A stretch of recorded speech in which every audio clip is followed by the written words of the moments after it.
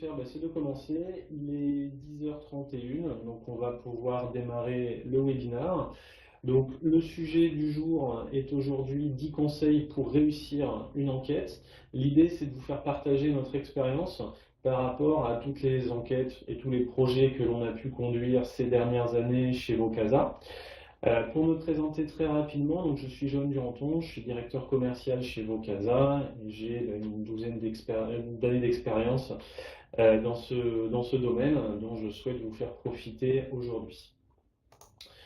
Pour nous présenter rapidement Vocasa, donc comme je le disais à Marie-Caroline, nous sommes un éditeur de solutions logicielles professionnelles, donc à destination particulièrement des entreprises, pour produire des enquêtes, des questionnaires et tout ce qui est l'écoute client en continu, sur la base également d'enquêtes et de questionnaires.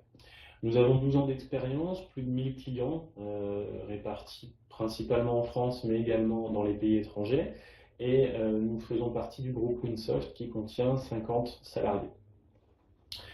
Pour présenter là encore très rapidement nos offres, puisque ce n'est pas le but de la présentation, on a trois types de solutions, soit ce qu'on appelle du Survey Manager, c'est pour vous permettre d'être autonome sur la création de vos propres enquêtes, soit des prestations de services, donc d'enquête clé en main, où on fait les projets pour vous, soit des enquêtes automatisées, où là on va automatiser et interconnecter votre CRM, votre ERP avec notre système de gestion d'enquête, afin de pouvoir produire des enquêtes en continu et des indicateurs en continu. Mais venons-en au sujet qui nous intéresse aujourd'hui, les 10 conseils pour produire et pour faire une bonne enquête, mais surtout pour la réussir. Premier conseil, c'est faites court. Deuxième conseil, c'est de soigner la présentation. Je les liste d'abord et on va les détailler ensuite, bien entendu. Ensuite, ne pas oublier ce que l'on appelle le responsive design, donc je reviendrai sur cette notion plus en détail. Tester le questionnaire, interroger les bonnes personnes, peaufiner ses emails et sa communication, c'est très important dans les questionnaires, envoyer les invitations au bon moment, et on verra comment le faire. Si on n'a pas de mail, comment est-ce que l'on peut quand même réussir à faire une enquête? Comment exploiter ces résultats et les conseils pour le faire? Et tout simplement, comment démarrer? Donc comme je l'ai dit, alors comme je vois qu'il y a encore pas mal de monde qui nous rejoint, n'hésitez pas à poser vos questions au fur et à mesure. J'ai pour habitude d'y répondre directement puisque je les vois qui s'affichent dans le chat. Premier conseil, faites court. Là ici, il y a un acronyme qui est assez connu dans le monde du marketing et du web marketing en particulier, c'est ce qu'on appelle le KISS, Keep it short and simple, ou on le dit aussi autrement, Keep it short and stupid parfois. Donc là, l'idée, c'est véritablement de proposer quelque chose dont la concision doit être le maître mot. C'est la première qualité d'un questionnaire, c'est qu'il puisse être concis.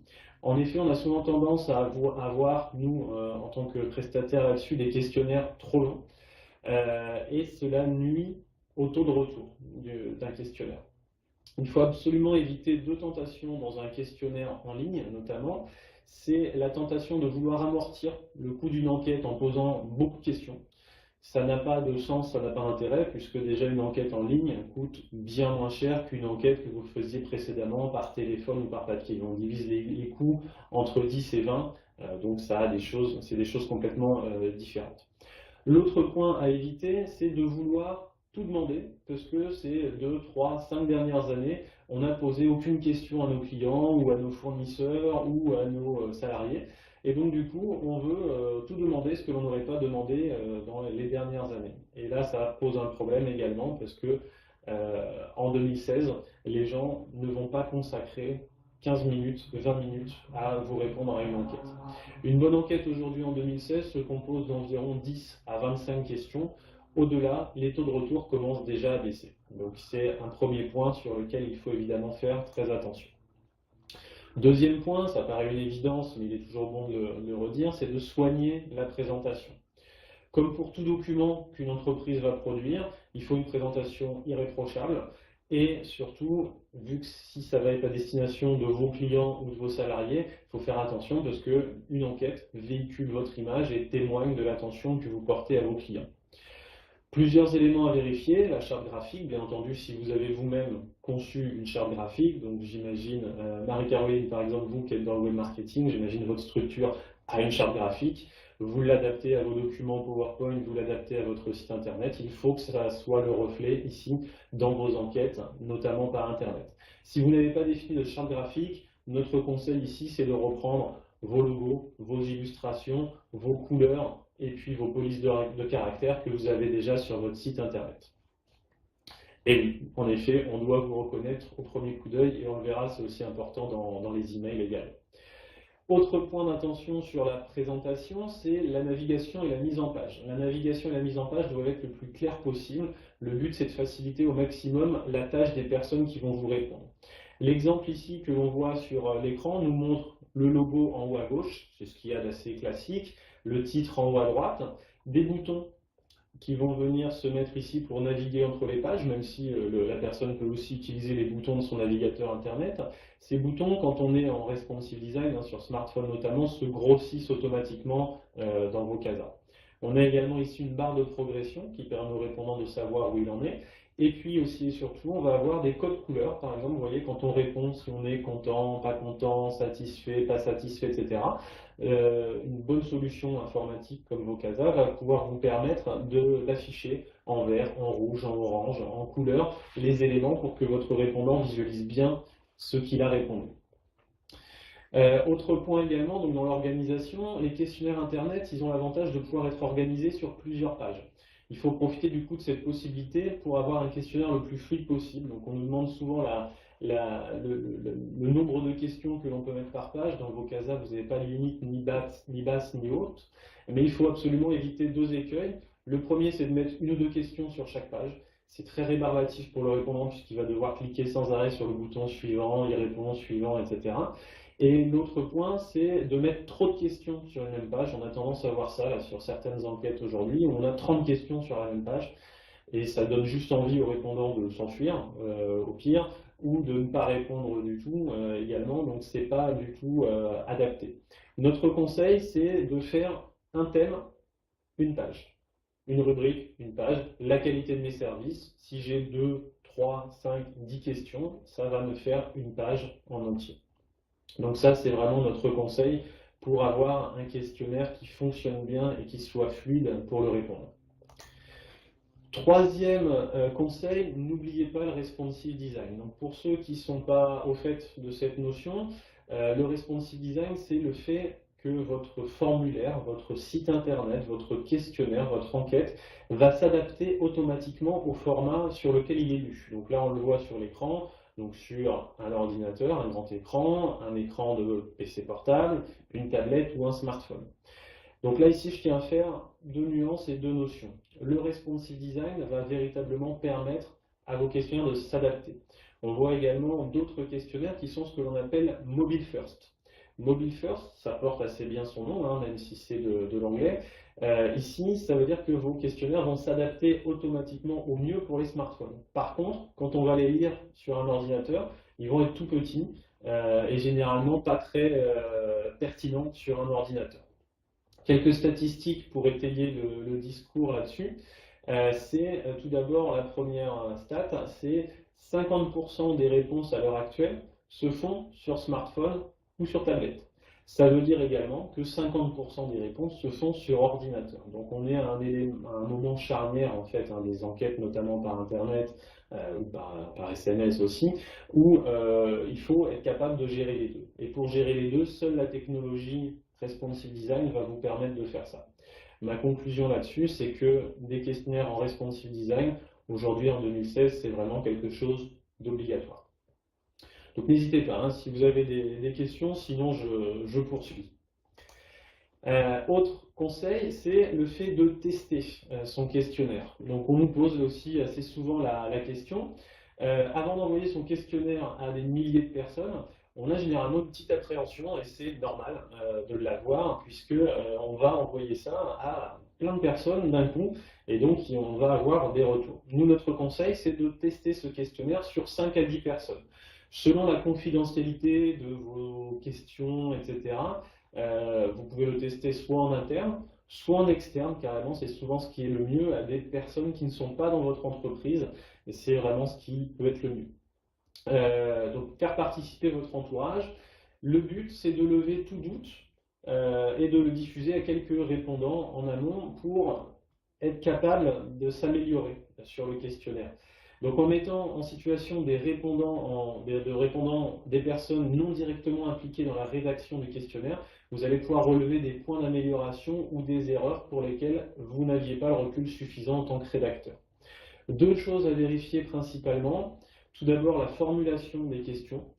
Pas de jargon dans une enquête, pas d'acronyme dans une enquête, pas de questions à double sens. Donc ça, on pourra revenir sur cette notion-là plus tard. Pas de questions biaisées, bien entendu, et ça, on le voit dans toutes les enquêtes que l'on nous transmet, généralement, on en retrouve. Et pas de mauvaise échelle également de questions. On nous donne souvent des échelles où vous avez très satisfaisant, satisfaisant, moyen et pas bon, par exemple. Donc là, on a trois critères plutôt positifs, ou deux critères plutôt positifs, un critère neutre et un critère négatif. Ce genre d'échelle est à proscrire, puisqu'elle tend obligatoirement vers le positif, et c'est complètement faussé comme type d'échelle. Deuxième chose à vérifier, la navigation dans le questionnaire.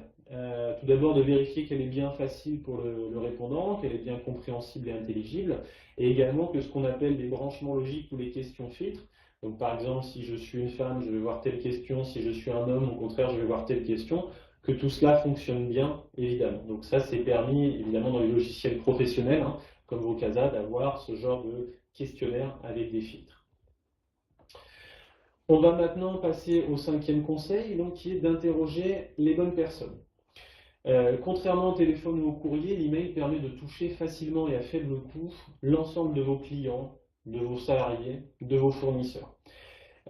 Cependant, une grande diffusion, ce n'est pas forcément un gage de réussite, non plus pour une enquête, ni pour la représentativité de ses réponses.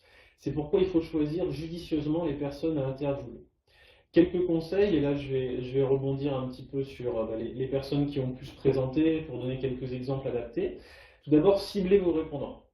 Il faut que les personnes soient concernées par le sujet et soient représentatives de la population à étudier. Exemple, je veux faire une enquête de satisfaction en B2B et je vais prendre ma base de clients et je vais inviter tout le monde.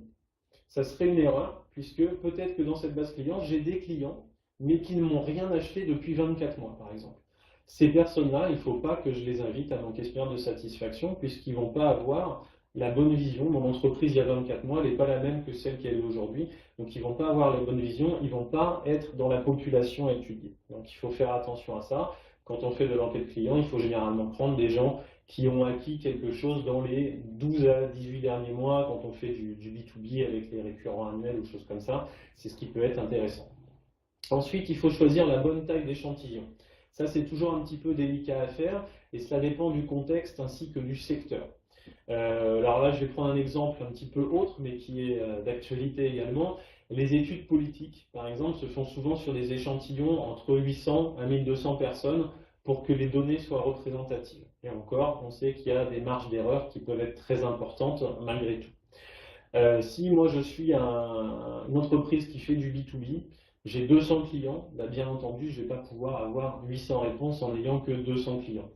Donc là, il faut que je puisse m'adresser à notre population cible et peut-être adapter aussi ma méthodologie dans ce cadre-là où j'ai peu de contacts. Par exemple, si on a 30 clients, les enquêtes par email ou par internet sont généralement à proscrire. Il vaut mieux faire du téléphone, du face-à-face. Bon, peut-être pas du papier non plus, mais plutôt privilégier le téléphone face-à-face quand on a peu de personnes, puisque là, il va falloir avoir quasiment toutes les personnes qui répondent afin que les données soient pertinentes. B2B, business to business, Florence. C'est pour les entreprises qui vendent à d'autres entreprises, donc qui ne s'adressent pas à des contacts particuliers. On peut également se poser la question de savoir si on doit interroger tous ces contacts. Bien entendu, cela est possible et c'est sans doute la meilleure solution quand on a beaucoup de contacts. Là, on est plutôt sur justement du B2C, ce coup-ci, business to consumer, c'est-à-dire que l'on s'adresse à des particuliers. Là, à ce moment-là, quand on a beaucoup de contacts, il est bien mieux souvent d'interviewer tout le monde pour avoir un maximum de retours et pour rendre ces données le plus représentatives possible. Donc là, c'est dans le cadre où on est plutôt, on est un vendeur sur le web, on est un hôtelier, donc quand on fait un check-out, boum, on va recevoir automatiquement une enquête.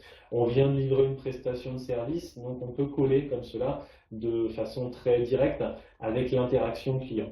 C'est également valable quand on fait des études, là plutôt RH, de climat social. Il faudra bien entendu interroger tout le monde pour avoir le pouls véritable de l'entreprise. Là, dans ce cadre-là, il faut interroger tout le monde. Un petit conseil en plus, donc pour le traitement des résultats, il est communément admis qu'il faut au minimum une centaine de répondants par segment d'analyse. Donc je précise bien par segment d'analyse et je vais étayer cela ensuite, notamment si vous désirez en fait publier et présenter vos résultats en pourcentage. C'est très important. En fonction du nombre de segments d'analyse que vous désirez traiter, vous pourrez évaluer ainsi le nombre de réponses nécessaires. Je donne mon exemple. On a par exemple 1000 réponses. Je choisis de faire un segment sur les gens qui sont en Île-de-France. Je n'ai plus là-dessus que 200 réponses. Là-dessus, pas de problème, ça tient encore la route d'un point de vue de l'analyse. Par contre, je vais filtrer encore sur ces 200 réponses en disant je veux que les entreprises de plus de 500 salariés. Et là, je vais tomber à 35 réponses. Là-dessus, je peux observer les données, je peux les regarder. Il faut faire attention à ne pas prendre de décision sur cette tranche et sur cet échantillon et sur ce segment qui est trop petit en termes de nombre de répondants pour permettre une analyse fine et représentative. N'hésitez pas, hein, si vous avez des questions, j'y répondrai directement. Sixième conseil, peaufinez vos emails et vos relances et votre communication au sens large. Donc la qualité des invitations, elle est déterminante pour la réussite de votre enquête car elle impacte directement sur les taux de réponse. Deux conseils pour commencer sur ce point-là. Il faut impliquer les répondants dès la réception du mail ou du SMS, c'est un petit peu la même chose sur ce canal-là. Cela va passer essentiellement par le nom de l'émetteur ainsi que l'objet du mail. Le nom de l'émetteur, il doit être très explicite et idéalement connu par le répondant. Si vous faites du B2B, le directeur de l'entreprise est très connu, n'hésitez pas à mettre son nom. Si vous faites du B2B aussi et que le responsable commercial du compte est connu, n'hésitez pas à mettre son nom, sinon il faut afficher très clairement le nom de votre marque ou de votre entreprise directement. Ensuite, dans l'objet, il faut mettre ce qu'on appelle des verbes d'action, un petit peu comme dans les call to action sur votre site internet. On va plutôt avoir tendance à dire « donnez votre avis sur » ou « votre opinion nous intéresse, participez à notre étude sur la satisfaction des clients, etc. » Autre point également, il faut respecter les mentions légales selon les types d'enquêtes et de public. Il faudra pouvoir permettre l'opt-out. L'opt-out, c'est ce qu'on appelle le désabonnement. Donc, ce n'est pas obligatoire pour tous les questionnaires. Là, si vous avez des questions, je vous invite à nous les poser aussi. Néanmoins, ça peut l'être sur certaines cibles et selon ce que vous avez déclaré à la CNIL. Il faudra également préciser à la personne si elle peut modifier ses informations. Donc ça, c'est la loi informatique et liberté classique. Donc il faut préciser ça dans ces mentions légales. Sur tous ces éléments-là, Vocasa, on est tout à fait adapté pour vous conseiller sur toutes ces parties-là. Quelques éléments en plus sur les emails et les relances. Vos emails, notamment, doivent répondre à 4 questions. Pour quelles raisons me sollicite-t-on? Il faut nommer clairement la nature de l'enquête et pourquoi la personne a été sélectionnée pour y répondre. Ainsi, votre mail ne va pas être confondu avec une publicité non sollicitée ou un spam. Deuxième question, pourquoi répondrai-je à cette enquête et quel est mon intérêt? Les motivations à répondre à une enquête peuvent être vraiment très diverses et dépendent de la nature du projet et de l'enquête. À titre d'exemple, elles peuvent contribuer à l'amélioration d'un produit ou d'un service en vue de bénéficier de ces améliorations futures. Donc ça, c'est des choses assez classiques. Ou encore, les personnes qui répondent peuvent participer à l'amélioration du bien-être de soi-même et de ses collègues dans le cadre d'une étude de climat social. Voilà. Donc c'est quelques exemples, on en a bien d'autres à vous communiquer.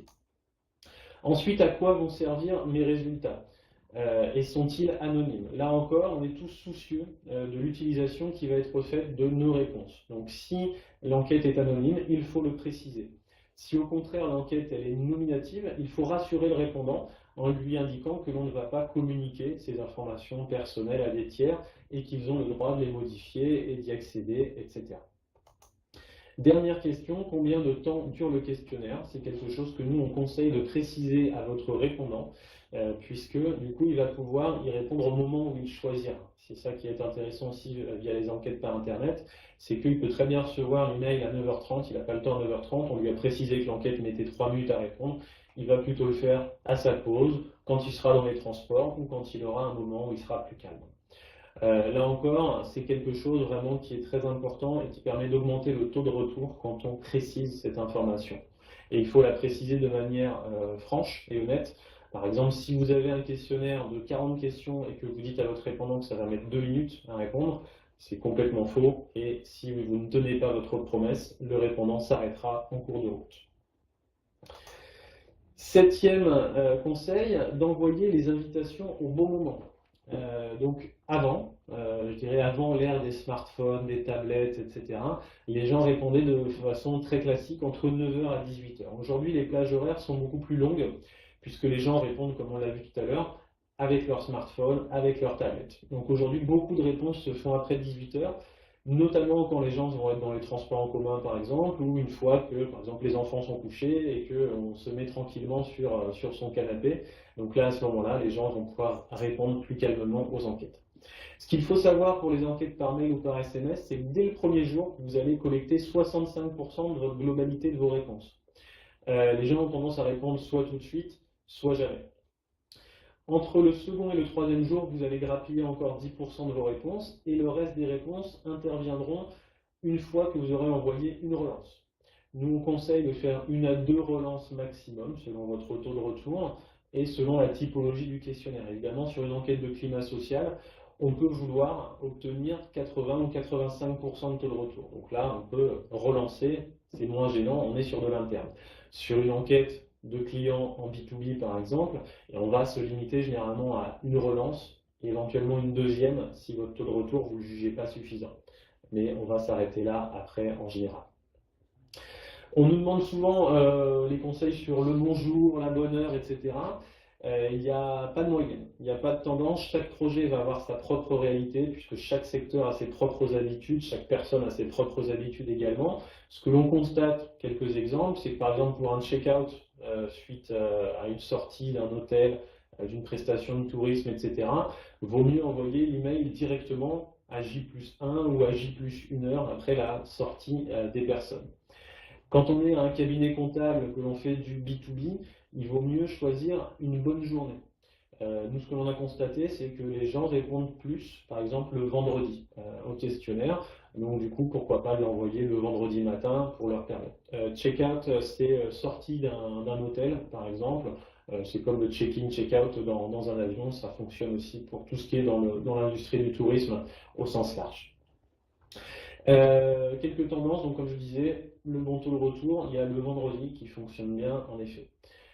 Pour maximiser aussi vos chances de taux de retour suite à une relance, on peut essayer de créer un sentiment d'urgence. C'est à utiliser avec parcimonie évidemment, mais par exemple on peut préciser dernière relance avant clôture de l'enquête. Ça peut être très intéressant également. Dernier conseil sur ce point-là, ne relancez pas les personnes qui auraient déjà répondu à vos questionnaires. Et ça, des outils professionnels comme Vocasa vous le proposent évidemment par défaut pour gérer ça très proprement et très facilement. 8e conseil, vous n'avez pas les emails de vos répondants. Comment vous pouvez faire pour conduire votre questionnaire? Là, on peut choisir une autre méthode de collecte, par SMS, par téléphone, par face à face, sur des bornes tactiles situées en lieu de vente, au lieu de passage. Donc à ce titre, on a donné un webinaire à ce sujet qui est aussi disponible sur notre page YouTube. Voilà, donc Johan vous le précise si vous voulez regarder sur le lien. C'est un autre webinaire qu'on va donner qui stipule un petit peu tous les modes de collecte possibles. Néanmoins, sur Internet, on a d'autres possibilités sans avoir le mail. On a la possibilité de mettre un lien sur votre site Internet invitant à répondre à une enquête. Ça peut être ce qu'on appelle une iframe, ce qu'on appelait anciennement les pop-up sur site Internet, mais c'est désuet maintenant les pop-up. Donc iframe ou pop-in, ou un lien tout simplement sur votre site web ou sur vos réseaux sociaux invitant à répondre directement à une enquête. Là ici, ce que l'on a tendance à constater, c'est que les taux de réponse sont généralement un petit peu moins bons, sur ce genre de choses, comparé à l'email, bien sûr, mais l'email a un taux de retour qui sont très intéressants.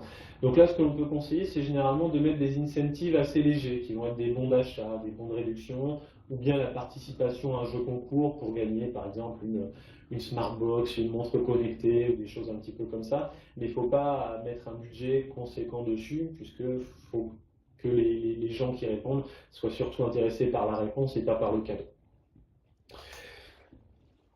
Dernier point, enfin avant-dernier point à voir avec vous, c'est l'exploitation des résultats. Un bon projet, c'est aussi et surtout une bonne analyse de vos réponses, à la fois en interne et à la fois en externe. Je m'explique sur ce point-là. Dès le début d'un projet avec une solution comme Vocasa, vous pouvez mettre à disposition un tableau de bord avec les indicateurs principaux qui vont permettre à vos managers ou votre hiérarchie de suivre et donc d'être impliqués dans le projet.